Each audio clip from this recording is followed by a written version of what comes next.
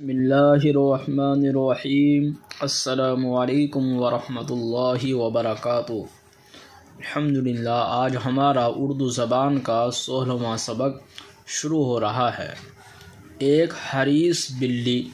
حریص معنی لالچی۔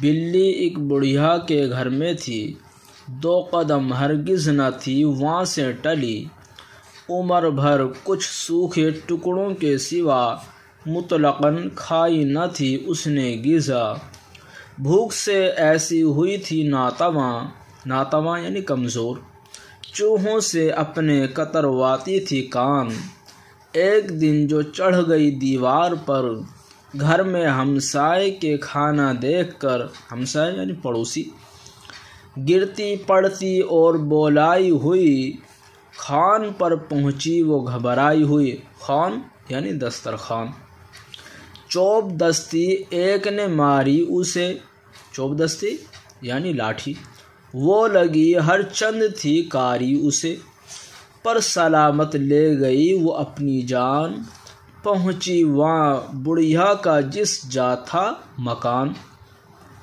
دم بدم کہتی تھی بڑھیا سن لو، حرص کا آخر نتیجہ یہ ہوا، حرص یعنی لالچ، اپن ہرگز، چوب دستی لاٹھی، ناتواں کمزور، ہر چند ہر طرح، ہمسایہ پڑوسی۔